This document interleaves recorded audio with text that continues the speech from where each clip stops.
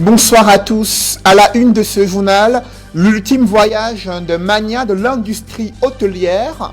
La levée du corps du patriarche Montcalm Pascal a suscité de profondes douleurs chez ses enfants et réveillé dans les mémoires les souvenirs de la trajectoire inédite d'un bâtisseur.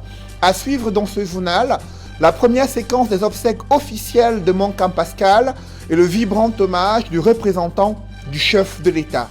L'importation des produits avicoles brésiliens est-elle la mise à mort programmée de la filière avicole au Cameroun, dévastée à la suite d'une crise sanitaire en 2016, confrontée à une pénurie des produits avicoles et une insuffisance criarde de l'accompagnement des pouvoirs publics? Cette filière bat de l'aile et ses différents acteurs asphyxiés par des dettes et des pertes cumulées ont utilisé la dernière énergie pour dénoncer les zones d'ombre dans la stratégie gouvernementale visant officiellement à relancer la filière avicole.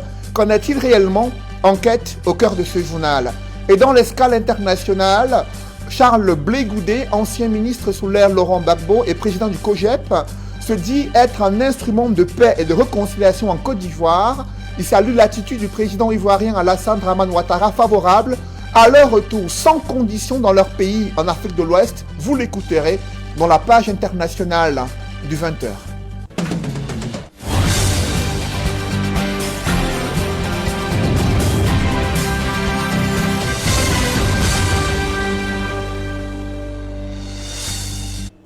Merci de suivre cette édition complète de l'information sur Equinox Télévision.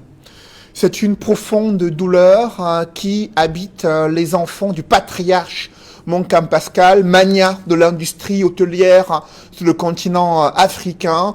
Il entame son ultime voyage. Sa levée du corps s'est déroulée à la base aérienne à Douala, première séquence des obsèques officielles, au cours duquel un vibrant hommage lui a été adressé par le gouverneur du littoral, Samuel Dieudonné Iva Dibois. Compte rendu avec Innocent Abega et Jean-Paul Chouniat.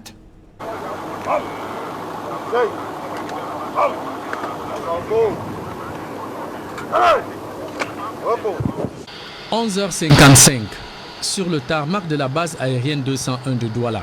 Les dernières manœuvres d'atterrissage de l'aéronef ayant à son bord la dépouille de l'homme d'affaires camerounais Pascal Montcalm en provenance d'Afrique du Sud, où le milliardaire est décédé le 27 février dernier. Sur la piste, une tribune de circonstance dressée pour rendre les premiers hommages funéraires à l'illustre disparu.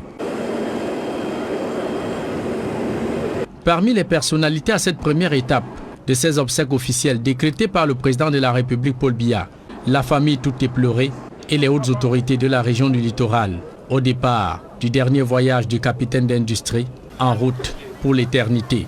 C'est véritablement un bâtisseur qui s'en va. Je l'ai vu soutenir les institutions dans une discrétion totale et véritablement quelqu'un qui avait de l'amour pour ce pays.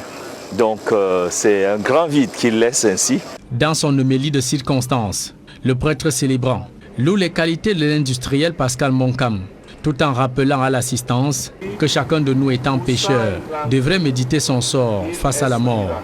Saluant la mémoire du disparu, le gouverneur de la région du littoral garde de Pascal Montcalm l'image d'un grand patriote qui avait son pays à cœur. Vous voyez, sa poitrine est toujours pleine de médailles, mais également le chef d'État a tenu à ce que les obsèques officielles soient organisées pour lui, pour reconnaître ce qu'il a été pour cette patrie. Pour l'avoir côtoyé du temps où il fut préfet du Honkam, puis gouverneur du littoral, le numéro 1 de la région tient à rappeler à la famille le vœu ardent de Pascal Montcalm de voir ses descendants rester soudés après sa mort. Il a toujours été choqué de son vivant, de voir comment certains patriarches s'en allaient et que les enfants se déchiraient. Et il a vraiment émis le vœu de voir sa famille soudée et qu'il n'y ait pas de bruit après lui. Et je crois quand même que ce message est passé. Pascal Montcalm sera inhumé ce samedi 9 avril 2021 à Bakassa, son village natal, dans le département du Honkam. Né en 1929, Pascal Montcalm, durant ses 92 années d'existence sur Terre, a bâti un empire hôtelier de renommée internationale. La chaîne La Falaise, présente dans plusieurs villes, Douala, Yaoundé et Bafang au Cameroun, Pretoria et Johannesburg en Afrique du Sud. Obsèques officielles prévues samedi 10 avril 2021 à Bakassa, dans le village natal du patriarche Moncam Pascal. Parlons à présent de cette lutte qui s'intensifie contre le trafic illicite des produits pétroliers aidée par la Légion de gendarmerie dans la région de l'Ouest. La Brigade nationale de lutte contre le trafic des produits pétroliers a intercepté 4 camions-citernes à Bafoussam. Et ces camions se trouvaient dans un garage, là où est mélangé le gazole, le super, au pétrole lampant pour donner un produit nocif à la fois pour l'homme, mais également pour les véhicules et l'environnement. Surpris dans leur sale besogne, les présumés trafiquants ont pris la poudre d'escampette. Le reportage de Raphaël Tcheko et Vivien Tonfac. Parti de la Société camerounaise des dépôts pétroliers, agence de Bafoussam, ces camions-citernes faisaient d'abord escale dans ce garage situé au lieu dit Fingoudron TPO, dans l'arrondissement de Bafoussam 2e. À l'abri des regards indiscrets, les carburants contenus dans ces citernes subissaient une autre transformation avant la livraison dans les stations-service. Nous avons démantelé un réseau de produits pétroliers illicites qui sont effectivement sortis de la SCDP et ils se sont mis dans ce qu'on appelle dans le jargon le champ de tir pour pouvoir mélanger ces produits. Donc ils partent dans les dépôts pétroliers, ils prennent des produits, c'est-à-dire le gazole ou le super, ils prennent aussi du pétrole et ils viennent dans les points comme ceci, ils mélangent au pétrole. Seulement, les produits issus de cette raffinerie, d'un autre genre, sont de réels dangers, aussi bien pour les consommateurs que pour l'environnement. Premièrement, sur le plan sécuritaire, ils ne sont pas habilités à manipuler de tels produits. C'est des produits hautement dangereux, inflammables. Et c'est des produits qui sont manipulés par les mêmes inexperts. Vous imaginez la suite. Vous avez vu ce qui s'est passé à Tchang le 27 janvier. Les produits pétroliers sont très dangereux. Il faut être formé pour les manipuler. Le plan sanitaire, ces produits ont irritation de la peau, avec des cancers de la peau, ainsi de suite. Et également, les moteurs des voitures sont endommagés. Lorsque quelqu'un prend ce produit, croyant que c'est du gazole, et pourtant c'est un produit mélangé au pétrole lampant. Et ça endommage les moteurs des véhicules et bien d'autres. Sur le plan environnemental, lorsqu'ils mélangent ces produits au niveau du sol, vous allez voir comment ces produits sont déversés, le déversement accidentel qui pollue la qualité du sol et la qualité de l'eau dans notre environnement. Informé de cette activité illégale, la Brigade nationale de lutte contre la fraude des produits pétroliers, mise en place par le ministère de l'eau et de l'énergie, soutenue par la Légion de gendarmerie de l'Ouest, va aussitôt se mettre en branle, prise en flagrant délit, en plein milieu de la nuit. Les fraudeurs vont fondre dans la nature, abandonnant leurs camions et leurs outils de travail, constitués entre autres de pompes à moteur. Le sort qui sera réservé aux produits saisis dépendra de leur qualité. Le stock saisi, il va être testé et si la qualité s'avère bonne, il va être vendu aux enchères, aux marketeurs agréés. Si la qualité est moins bonne, médiocre, elle peut être vendue aux enchères et aux entreprises spécialisées qui utilisent cette source d'énergie dans les chaudières. Et si la qualité n'est pas bonne, elle doit retourner à la raffinerie. Après ce coup de filet, la Brigade nationale de lutte contre la fraude des produits pétroliers entend accentuer son combat contre une activité qui fait de la résistance.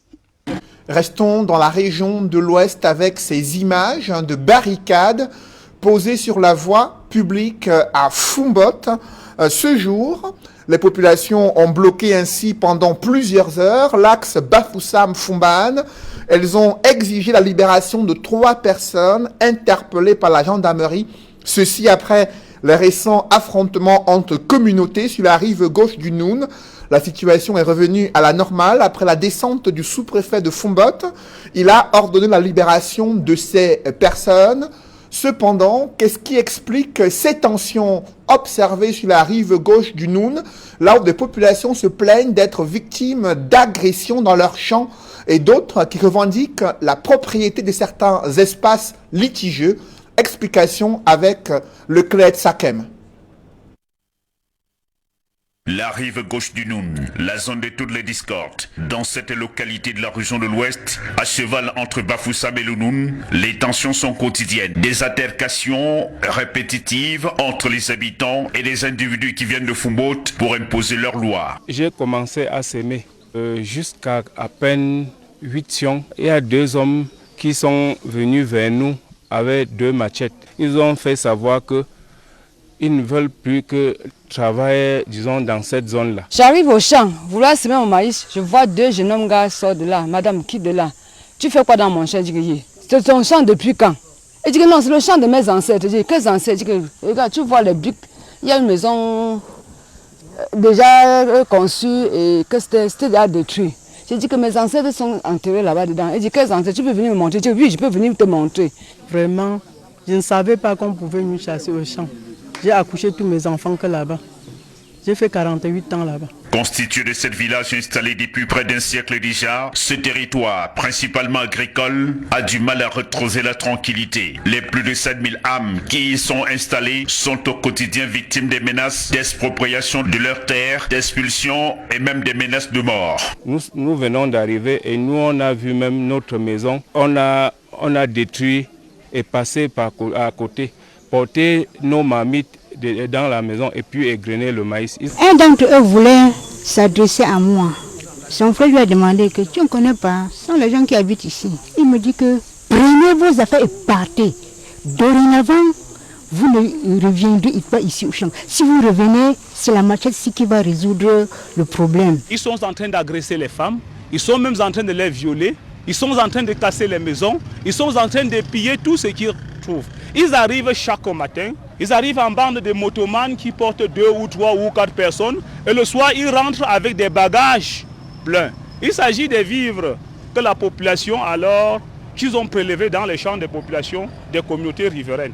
À notre arrivée au village Momo, l'un des principaux des 7 villages de 3e degré de cette rive gauche du Noun, la cour de la chefferie est envahie par des populations expulsées des plantations par cette bande d'individus armés. Leur recours aux forces de l'ordre de la localité est resté vain. On marche à quelques mètres, je vois certains gens sortir du champ.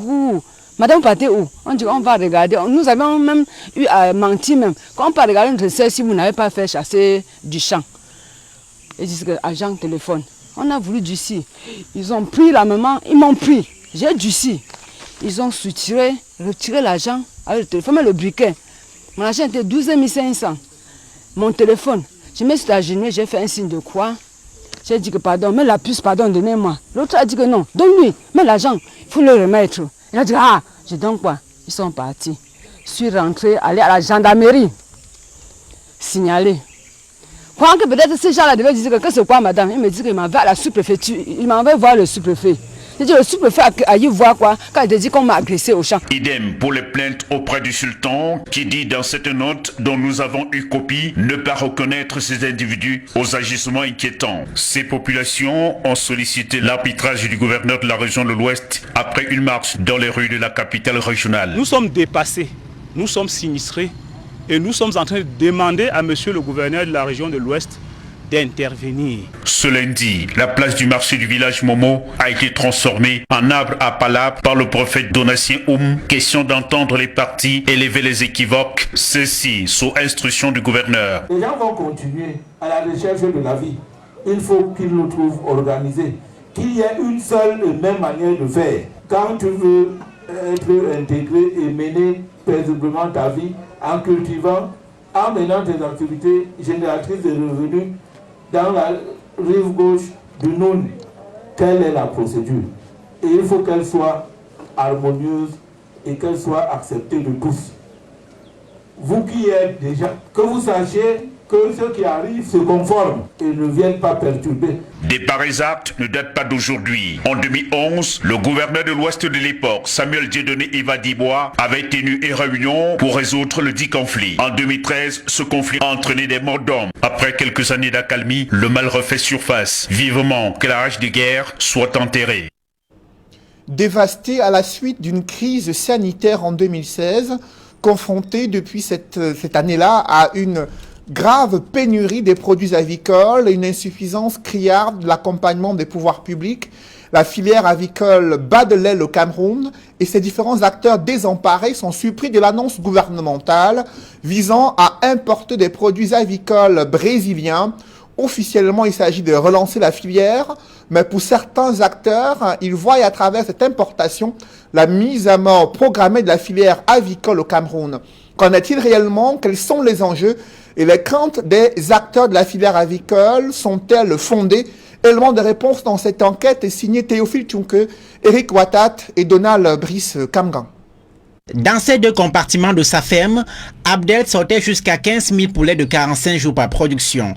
Aujourd'hui, tout est vide, ce depuis décembre 2020, lorsque les poulets d'un jour importés d'Europe ont commencé à se faire rares et chers en raison de la grippe aviaire. Imaginez-vous un peu, vous avez besoin des poussins en novembre pour vendre en décembre. On vient vous livrer en décembre, parfois même le 20 décembre. Vous êtes en janvier où les gens n'ont plus assez de moyens parce qu'ils ont dépensé beaucoup d'argent. Qu'est-ce que vous faites? Donc c'est ce problème-là, c'est cette instabilité qui a fait en sorte qu'on arrête. Pour ne pas abandonner complètement la volaille, il joue le maintien avec quelques poulets de race, panachés aux derniers rats chers qui sont encore là. Ils ont un cycle de production un peu plus lent. Ils ont une vitesse de croissance un peu plus lente. Donc, et de ce fait, comparé aux chers, il n'y a pas match. Donc on est obligé d'aller à la traîne et satisfaire ceux qu'on peut satisfaire. Et d'autres, on leur dit, on ne peut rien. Ce jeune de 27 ans, l'un de ceux qui disposent d'incubateurs de Hadouala, pense qu'avec une certaine volonté des autorités, il est possible de sortir de la dépendance vis-à-vis de l'Occident en matière aviaire. Il faut penser à mettre sur pied un transfert de technologies. Donc ça veut dire qu'aujourd'hui, ces partenaires étrangers vers lesquels on part aujourd'hui pour prendre les poussins d'un jour, on peut leur demander peut-être de venir faire les mêmes installations ici. Nous avons des docteurs vétérinaires, des ingénieurs qui sortent de nos écoles tous les ans. L'autre obstacle chez les producteurs, c'est le déficit en aliments. Les prix du maïs et du soja sont constamment en hausse. Le maïs est passé de 280 francs CFA à 440 francs le kilogramme, suffisant pour décourager Joseph Tala qui a lui arrêté complètement sa production de 6000 poulets de chair ici à PKCS. Si l'État pouvait encourager les gens à cultiver le maïs comme le fief des maïs, c'est beaucoup au nord. Si l'État pouvait faire qu'on cultive suffisamment du maïs et que le coût de soja baisse, ça devait faire aussi que le coût de l'aliment baisse. Et quand le coût de tous ces trucs-là baisse, ça permet aussi que le poulet arrive aussi au marché moins cher. Les acteurs du monde avicole disent ne pas comprendre le choix du gouvernement qui veut autoriser les importations plutôt que de soutenir la production locale. Elle est de 65 000 tonnes à ce jour pour 105 000 tonnes de demande, soit 40 000 tonnes à combler. L'Association camerounaise pour la défense des intérêts collectifs, l'ARDIC, fondée par le défunt Bernard Djonga, rappelle que la filière avicole a été excédentée avant 2016 avec jusqu'à 300 milliards de chiffre d'affaires. En 2016, la filière avicole était excédentaire. C'était l'une des rares filières au Cameroun où l'on produisait, on couvrait le besoin de consommation au niveau national au point d'avoir à exporter l'excédent dans les pays de la sous-région jusqu'au Soudan. Avec la grippe aviaire qui a frappé le secteur avicole en 2016, des centaines de cheptels ont été perdus sans soutien de l'État pour relancer la production. Pour certains observateurs, l'autorisation des importations du Brésil par le gouvernement, c'est la mise en concurrence de la production nationale non subventionnée avec celle étrangère appuyée par l'État.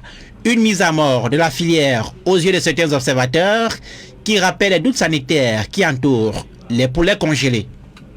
Voici à présent les chiffres actualisés de la pandémie de Covid-19 au Cameroun, selon un pointage rendu public par le ministre de la Santé publique sur son compte Twitter. Il y a déjà 61 731 cas confirmés de Covid-19 au Cameroun, 3 886 cas actifs, 385 sont hospitalisés, dont 114 sous oxygène. Le Cameroun enregistre déjà 919 décès selon le ministre de la Santé publique.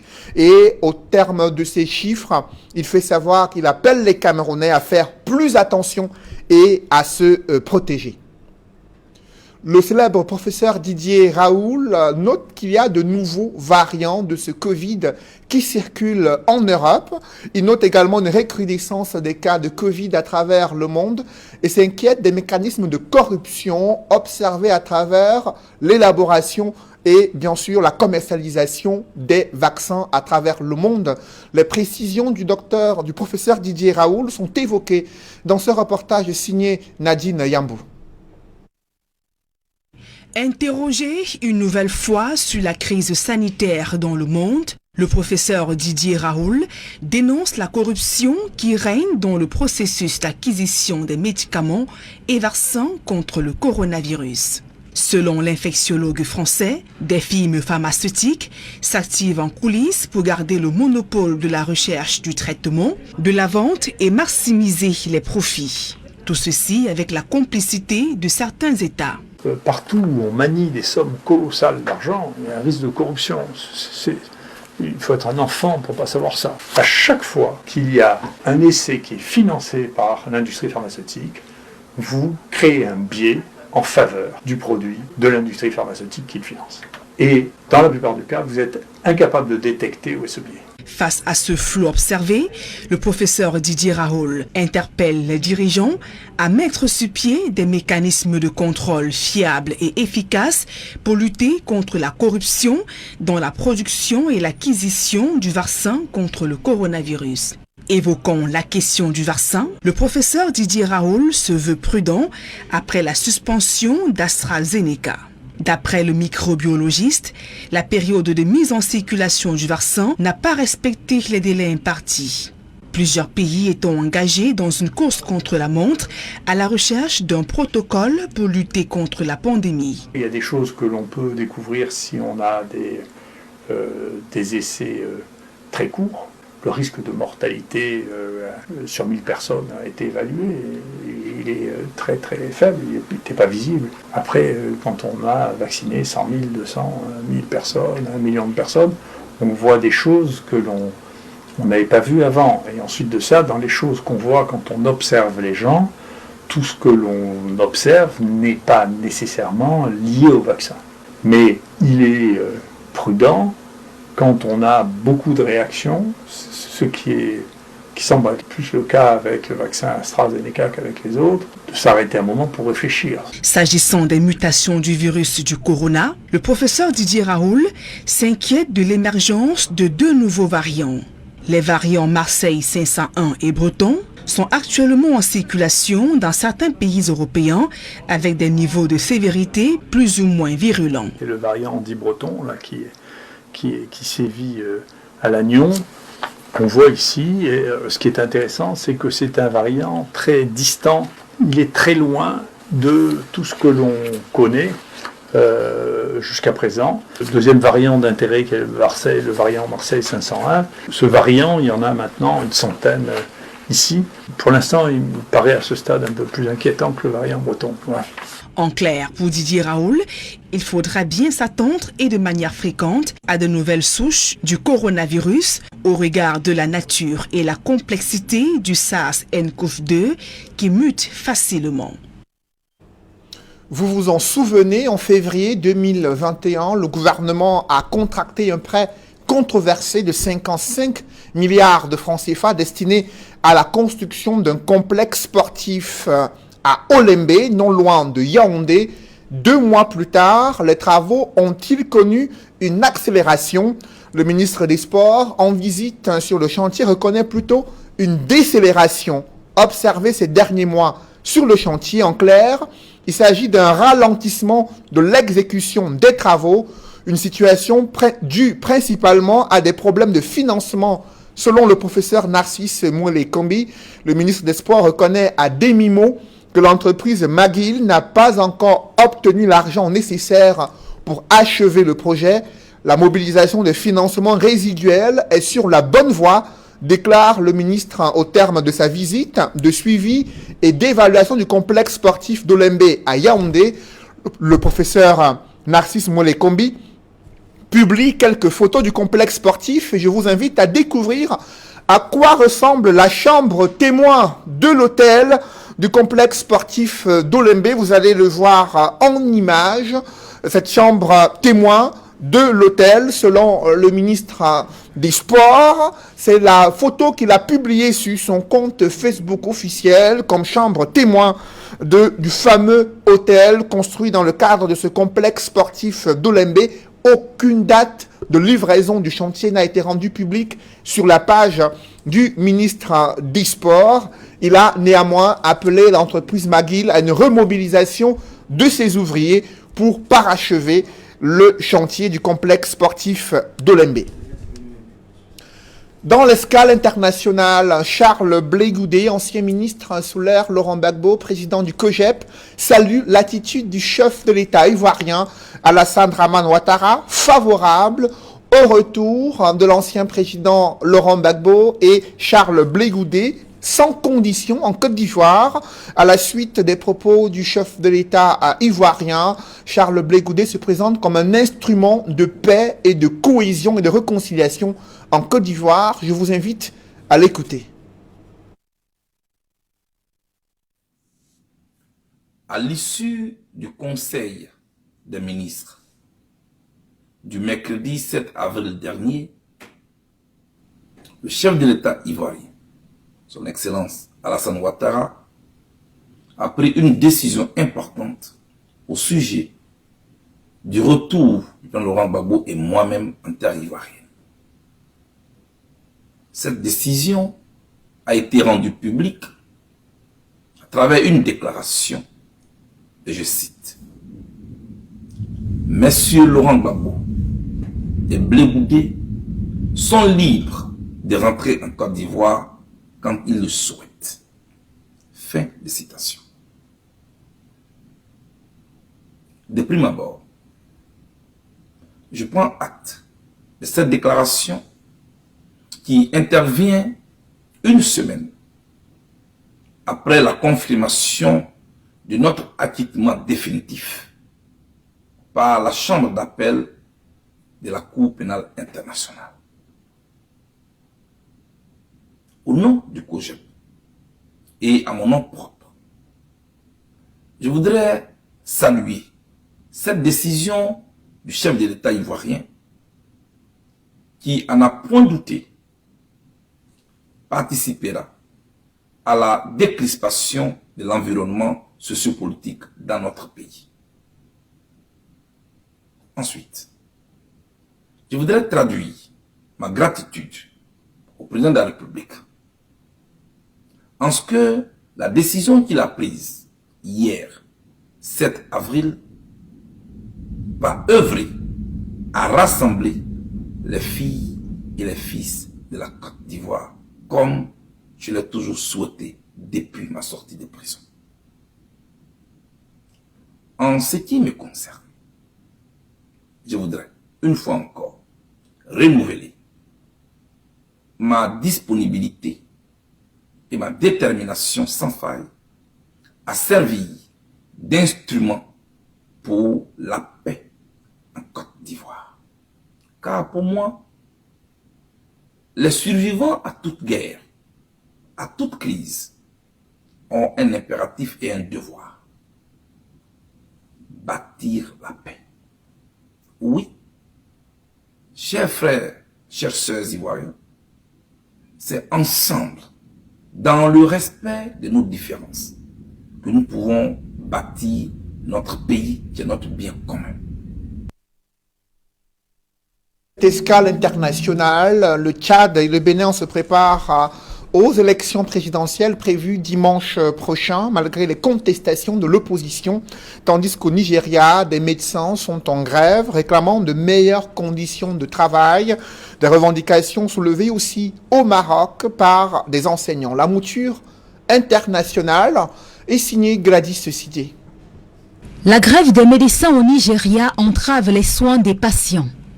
Alors que le Nigeria est aux prises avec 2 vagues de la pandémie de Covid-19, des centaines de patients ont été laissés sans soins. Les médecins affirmant qu'il n'y aura pas de retour en arrière tant que leurs besoins ne seront pas satisfaits. Une grève illimitée qui a paralysé les services médicaux dans les hôpitaux publics au Nigeria. Le président du collectif des médecins indique qu'il est regrettable qu'ils doivent se mettre en grève en cette période critique, ajoutant qu'ils sont ouverts au dialogue avec les autorités. Malgré les risques associés à leur profession, de nombreuses plaintes ont été déposées concernant la mauvaise rémunération et le manque de bien-être des travailleurs de la santé au Nigeria.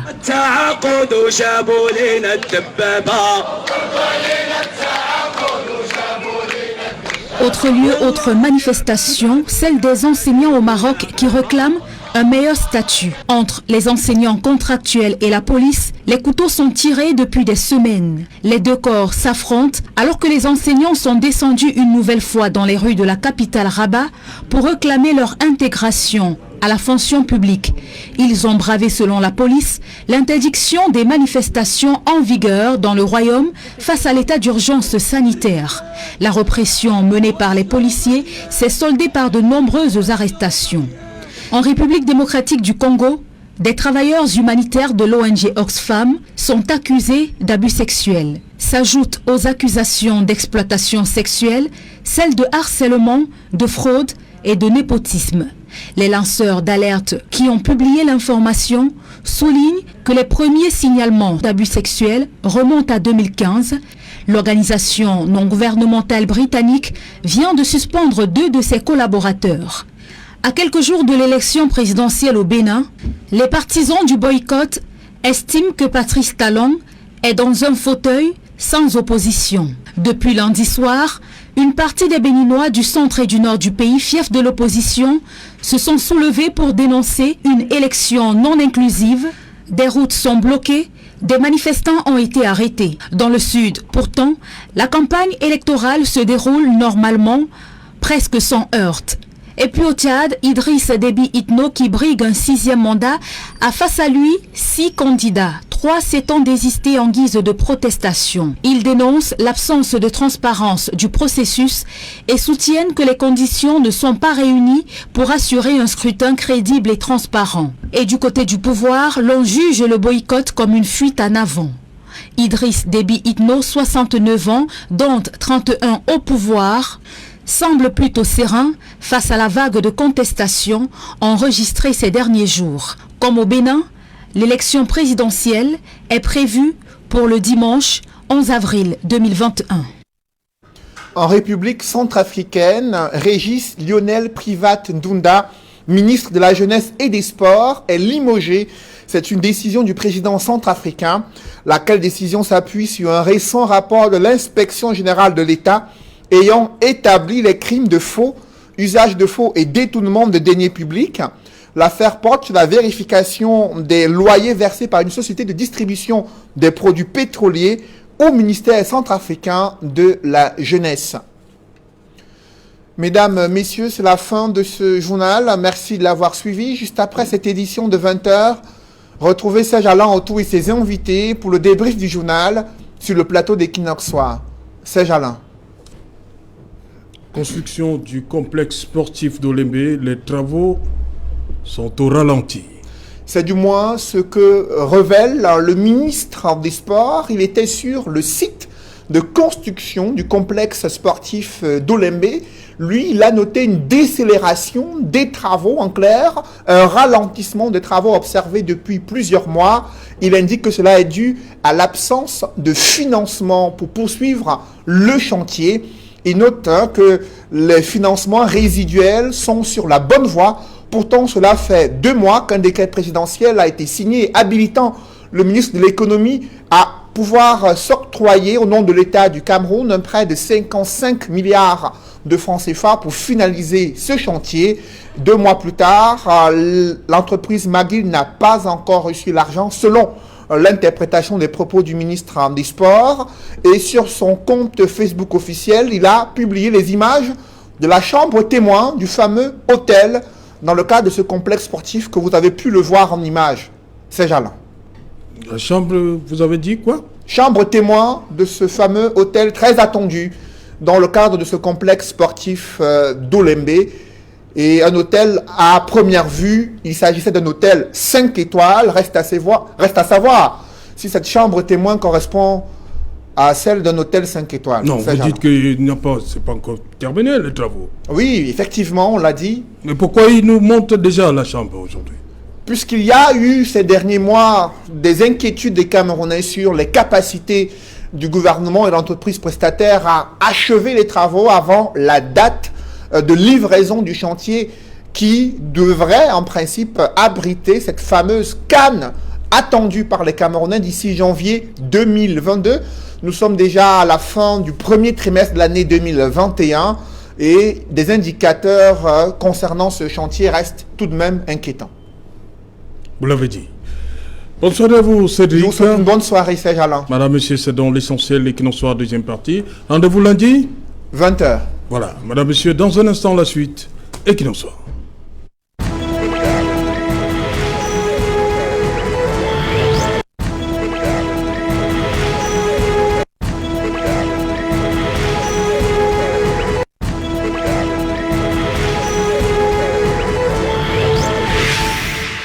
Retour sur le plateau Equinoxoir, deuxième partie, c'est le temps du débrief, madame, monsieur, toujours en compagnie du docteur Louison Essomba, Edmond Kouyaté, Vincent de Paul Yédé, conseiller municipal dans le 3e arrondissement de Douala, Maître Augustin Gueffak. Voilà, Maître Augustin Gueffak, je vous ai vu sourire pendant cet élément sur le chantier d'Olembe. À un moment, des gens parlaient de malédiction. Est-ce qu'il y a une malédiction sur Olembe? Qu'est-ce qui se passe là-bas, Olembe?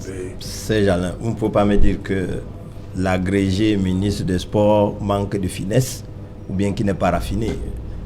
Vous avez présenté une chambre là, ça ressemblait à la chambre des gardiens de ce stade. C'est un hôtel 5 étoiles. Hein? Je n'ai pas vu une plaque hôtel, donc... les travaux ne sont pas achevés, Maître Nguefa. Je suppose que c'est la chambre de passage des gardiens, parce que vous voyez le matelas qui n'est pas à la taille de ce bois qu'on a essayé d'habiller. Puis c'est vraiment une chambre d'hôtel pour le Cameroun. Il n'y a rien à l'intérieur qui prouve que c'est une image camerounaise, parce que je n'ai pas vu la marque du bois du Cameroun. Donc, je doute.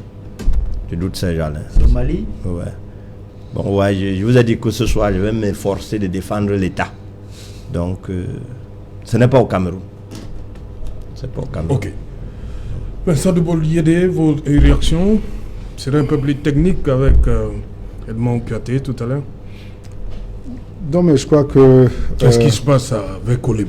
Je vous pose la même question. Non, c'est les contradictions de notre pays. Nous l'avons dit tantôt... c'est pas avec la gestion de la Covid, que les fonds de la Covid, que les comportements vont changer. Donc, maintenant, au niveau de ce stade-là, il y a un problème de communication. Vraiment, je crois que les gens doivent se mettre à jour en matière de communication. Il ne faudrait pas qu'ils soient toujours à la traîne. Il me souvient que ces derniers temps, il y a... des journaux qui ont titré que les travaux se sont arrêtés à Olembe. Oui.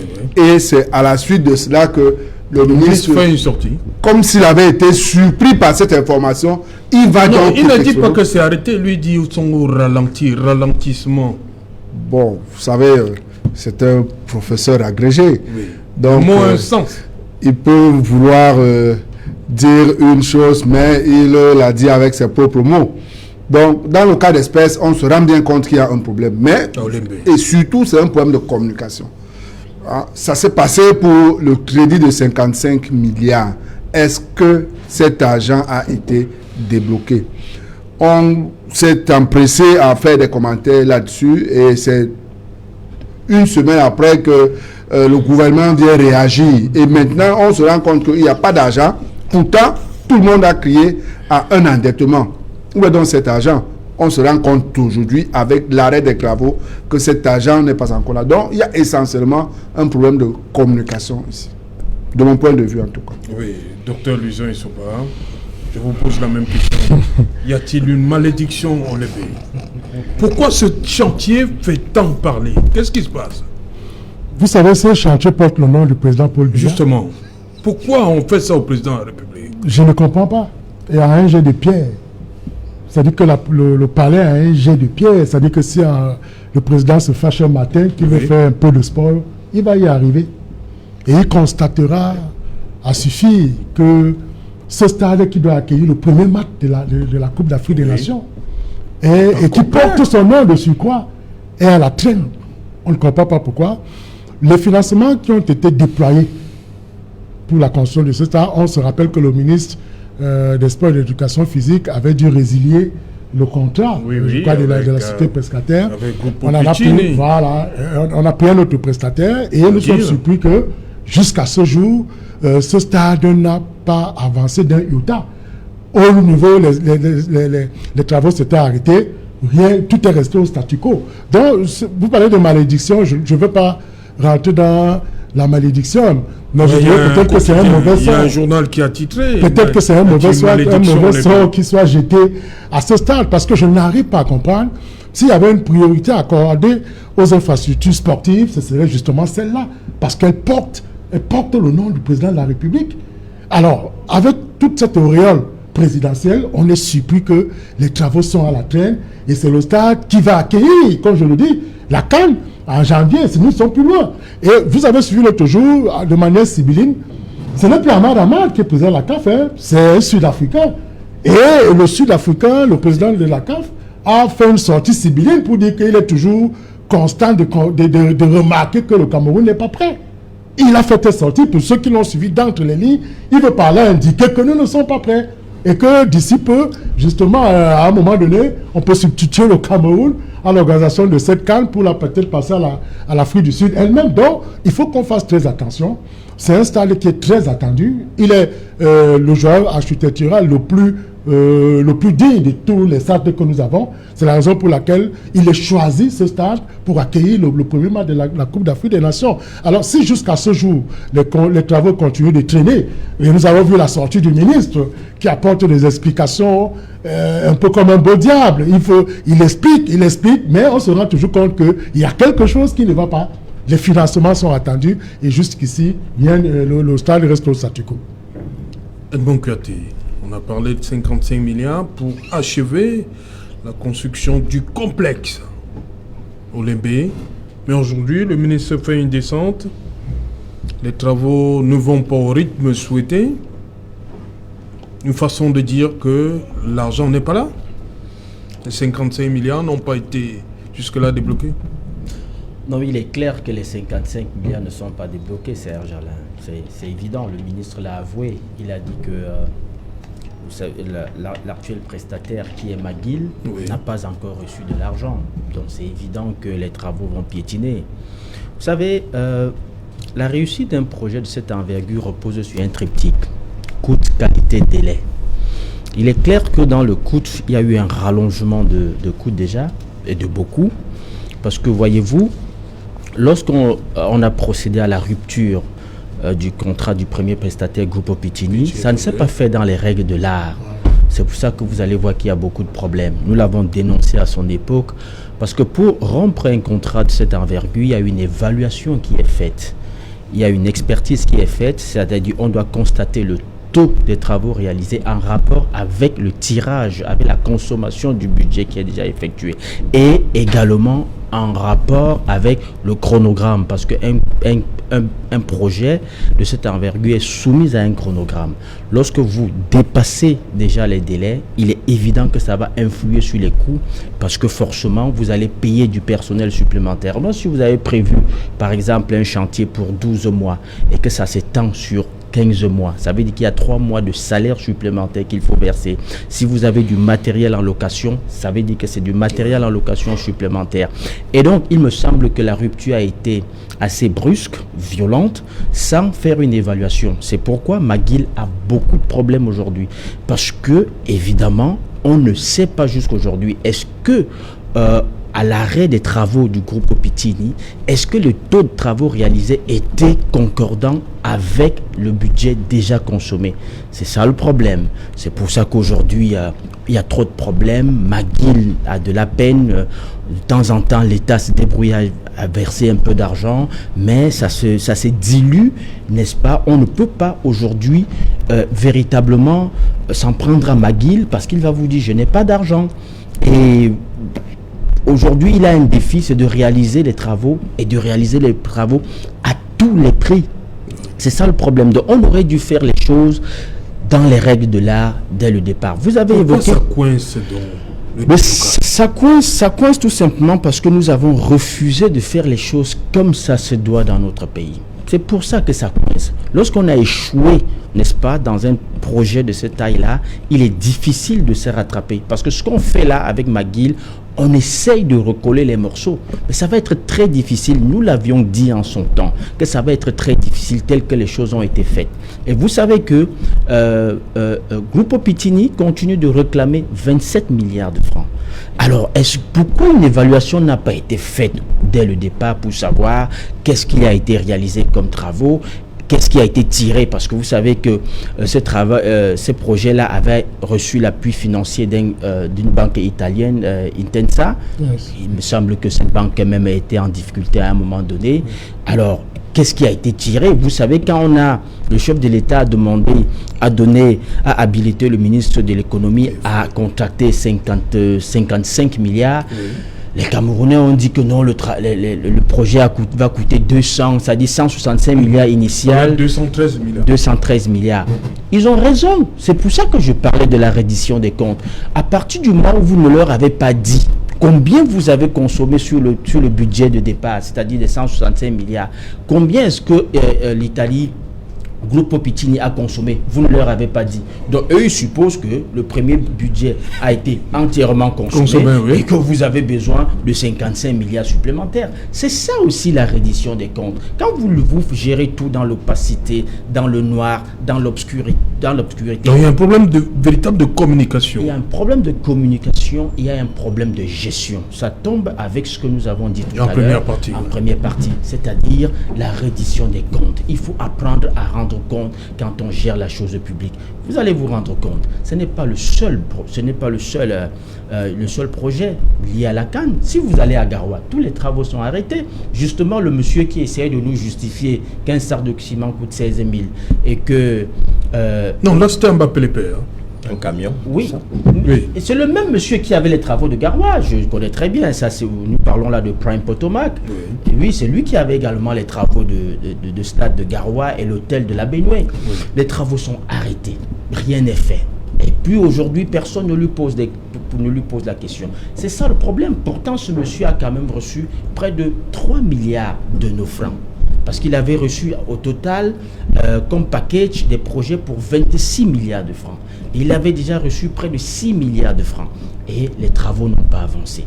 Donc il y a tous ces problèmes-là qui font que justement, je suis d'accord avec Luison et Somba pour dire que lorsque le nouveau président, qui n'est pas très ami avec nous, il faut le dire, parce que l'ancien président de la CAF, Ahmad, il essayait un peu de jouer, n'est-ce pas, des affinités, on tirait un peu sur la corde affinitaire, ce qui fait qu'il y a eu un glissement en 2018, il y a eu un autre glissement, la Covid aidant, il y a eu un autre glissement jusqu'en 2022.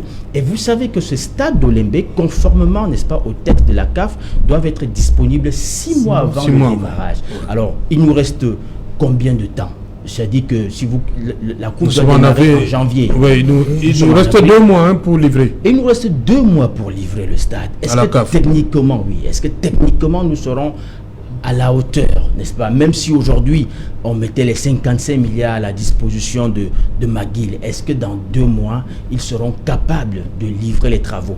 Quand vous voyez le ministre qui se débat pour nous présenter une photo d'une chambre, je suis d'accord avec Maître Ngefa pour dire que c'est pas très loin, n'est-ce pas, d'une chambre de passe dans un quartier malfamé, et il affiche ça au monde entier. Je crois que c'est quand même un peu, je veux pas utiliser des gros mots, mais quand même, on devrait un peu respecter cette nation. Vous avez évoqué une notion là, celle d'imprécation, de malédiction, mais on a l'impression qu'il y a comme une malédiction qui pèse sur le Cameroun, non. Ce n'est ni une malédiction ni une imprécation. C'est de l'incompétence et de l'incurie. Les gens qui gèrent la chose publique au Cameroun ont pris des habitudes, ils ont cru que, c'est-à-dire ils ont confondu la chose publique à la chose privée, et même qu'avec la chose privée, il y a quand même un peu de hauteur à observer quand on gère ses propres choses. Et donc c'est cette hauteur-là qu'ils refusent d'observer aujourd'hui qui fait qu'on a l'impression que c'est une malédiction.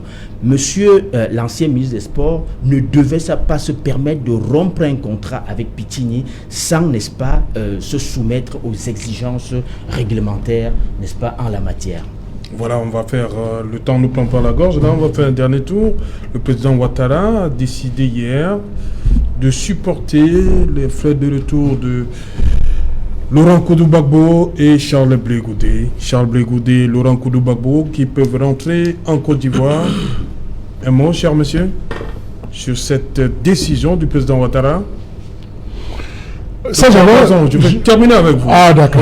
Vous allez sortir une citation de Gorbatchev. Je termine avec vous. Oui. Maître Augustin Gueffak d'abord. C'est Alain, en ce qui concerne la libération définitive du président Laurent Gbagbo et de son ministre de la Jeunesse, Charles Blé Goudé, je tiens à adresser mes vives félicitations à ma consoeur aînée, Maître Kadji. Qui a œuvré qui nous regarde en ce moment. Oui, qui a œuvré pendant longtemps pour libérer Charles Blé Goudé. Ça, chapeau, grande sœur. En ce qui concerne le retour à la paix en Côte d'Ivoire, je crois que ces deux hommes politiques sont entrés dans l'histoire. Ils n'auront pas une autre tribune mieux que celle de la CPI pour grandir leurs images. Actuellement, il faut que ces deux-là mettent leur histoire, leur personnalité en œuvre pour amener la paix, la concorde et l'amour en Côte d'Ivoire.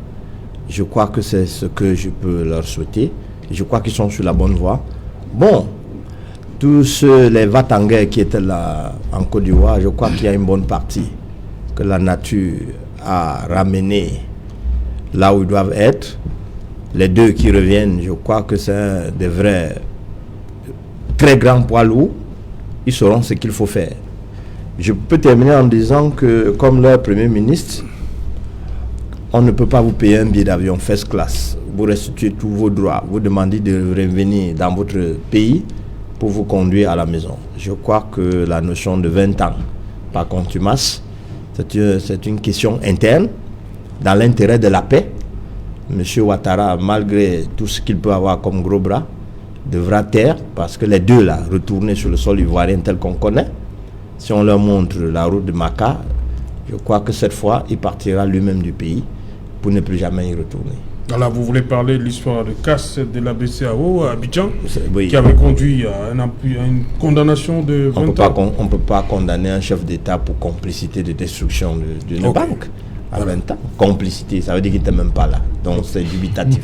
Voilà. Vincent de Paul Yédé, Laurent Koudou-Gbagbo et Charles Blé Goudé qui peuvent rentrer en Côte d'Ivoire. Le président Ouattara a dit que l'État ivoirien se chargeait de tout. Un bon signe pour la réconciliation en Côte d'Ivoire? Absolument. Et je voudrais le féliciter pour cette décision. Le président Ouattara? Oui, bien sûr. On le félicite pour cette décision qui va contribuer à décrisper l'atmosphère. Mais on peut également se poser la question de savoir est-ce qu'il pouvait en être autrement. Mais je préfère insister sur la leçon que nous a donnée Blé Goudé.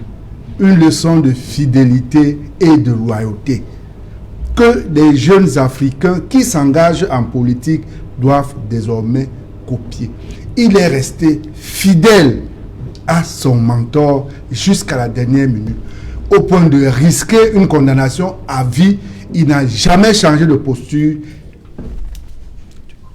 Il n'a jamais changé de posture. Il n'a jamais essayé de se départir de cette situation-là. Donc vraiment, je félicite notre frère, notre jeune frère pour tout ce qu'il a fait.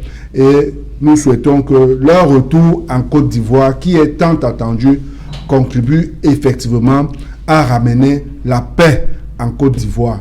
Et je sais que tous les Africains seront fiers de les voir revenir dans leur pays si cher. Donc, c'est une très bonne chose que le président de la République ait accepté de les ramener en Côte d'Ivoire. Maintenant qu'ils prennent le temps de rentrer et de se reposer. Maintenant qu'il est à la tête d'une association, je crois que c'est le COGEP. Bon, il va maintenant se consacrer aux activités de cette association, surtout que sur le plan politique, il continue à attendre le feu vert de Laurent Gbagbo. Donc, je pense qu'il est également temps, une fois rentré, que Laurent Gbagbo se prononce, qu'il décide de tirer sa révérence une bonne fois pour toutes et qu'il permette à ce jeune Africain de se déployer désormais librement, sans plus avoir son regard au-dessus de sa tête. C'est retiré, qu'est-ce que vous entendez par là, Vincent Depaul? Mais il est sur la scène politique ivoirienne. Maintenant, serait-il qu'il arrête avec... La politique, pourquoi pas? C'est un historien. Et comme Maître l'a dit, il est déjà suffisamment entré dans l'histoire. Oui. Il peut se consacrer à des mémoires. Il peut faire des consultations.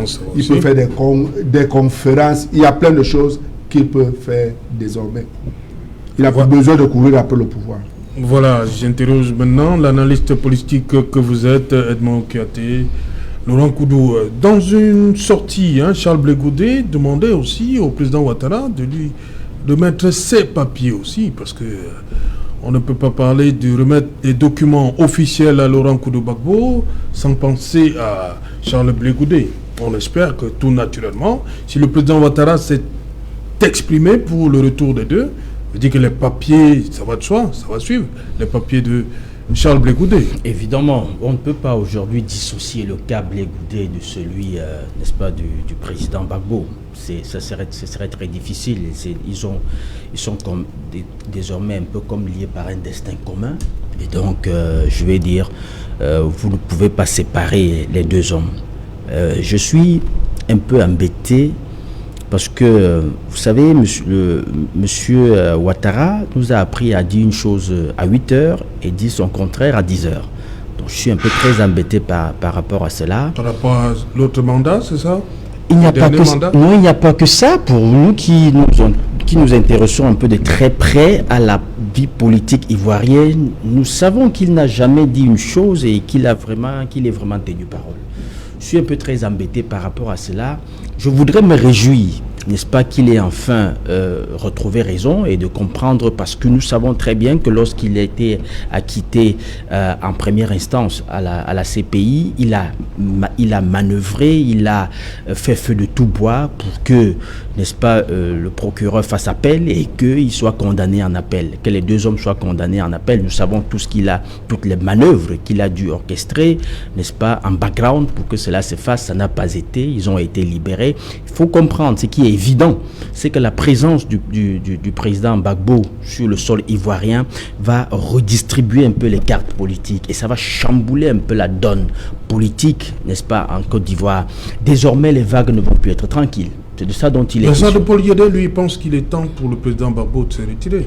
Vous savez, le président Gbagbo en Côte d'Ivoire, même s'il décidait de rester reclus dans sa chambre, il va mobiliser les gens. Ça va faire jazzer un peu, ça va faire jaspiner ça et là. Et donc, c'est justement ce que redoute le plus M. Ouattara. La présence de M. Gbagbo, vous savez, c'est un homme très populaire. Il suffit qu'il se lève pour aller à la boulangerie faire des achats, que ça va créer un attroupement.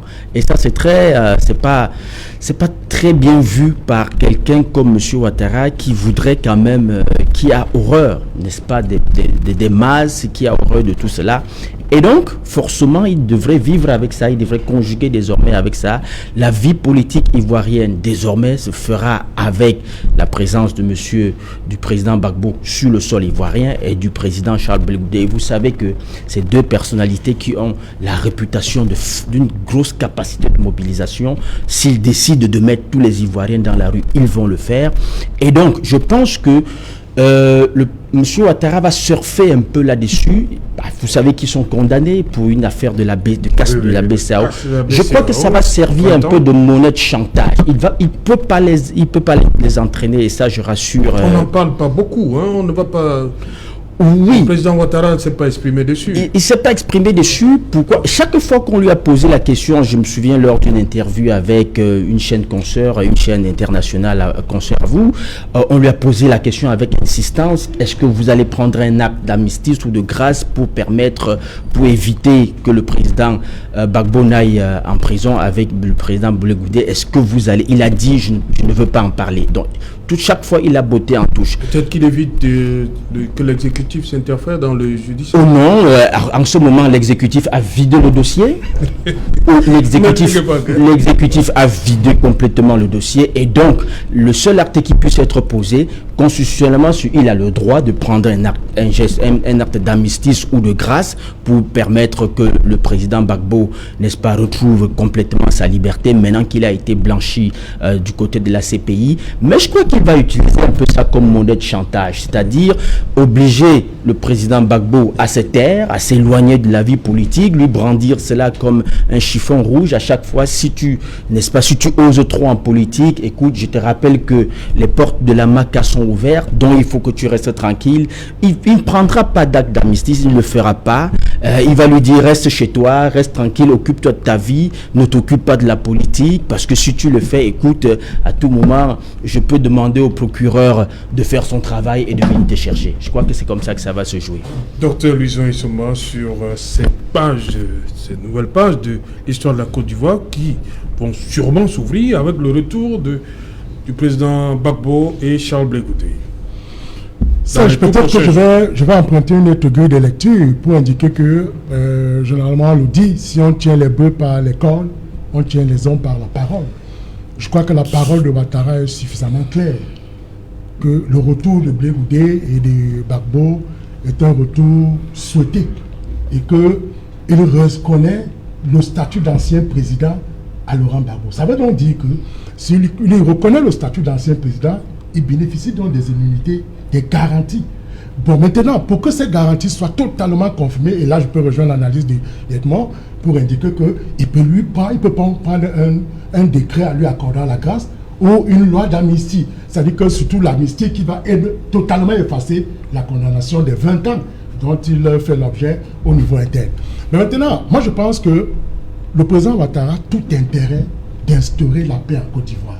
Parce que si vous convenez bien, les véritables acteurs des crimes de 4000 Ivoiriens, on ne peut pas, on ne peut pas l'éloigner de cette affaire-là. C'est-à-dire que quand on cite Ouattara,